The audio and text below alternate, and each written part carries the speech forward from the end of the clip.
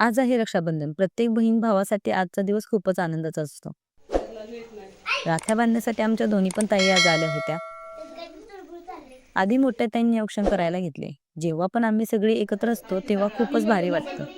इकडे वैदू आणि इशूच्या पण खूप गप्पा रंगल्या होत्या. यांनी मोठ्या ताईंसाठी आणलेलं गिफ्ट मोठ्या ताईंना दिलं. दिवाळीकडे लागल तर आणि लगेचच शीतलताईंनी पण राखी बांधायला घेतली. माही आपल्या पप्पाच्या जवळ उभी राहून पाहत होती. खरं तर बहिणींना गिफ्टची अपेक्षा नसते, त्यांना तर असते माहेरची ओढ. एखाद्या वेळेस जर तुम्ही गिफ्ट नाही घेतलं, फक्त 2 दिवस आधी फोन करून कधी येणार आहे, 2 दिवस राहते असं जरी म्हणालात तरी ते त्यांच्यासाठी लाख मोलाचं असतं. खरंच खूप नशिबवान असतात ते बहीण भाऊ ज्यांना हा सण साजरा करता येतो. नाहीतर खूप जण असे सुद्धा आहेत की त्यांना ना आपल्या भावाला भेटता येतं ना आपल्या भावाला राखी बांधता येते. फक्त हा दिवस भावाच्या आठवणीत जातो.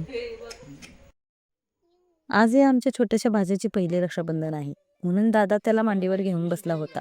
इशूने त्याला आधी राखी बांधली आणि तो रडायला लागल्यामुळे माही मात्र खूपच गंभीर झाली. तेवढ्यात तो हसला आणि माही सुद्धा खूप झाली. बांधलंय ना.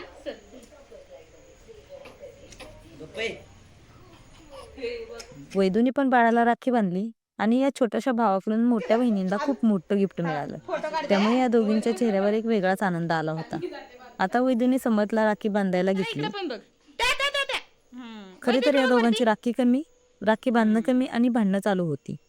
पण खरे तर हीच मजा असते ना राखीची. आणि या राखीमुळेच आपल्याला आपल्या लहानपणीची आठवण येते. समर्थाने लगेचच तिला गिफ्ट दिलं आणि इशूने पण समर्थला राखी बांधली.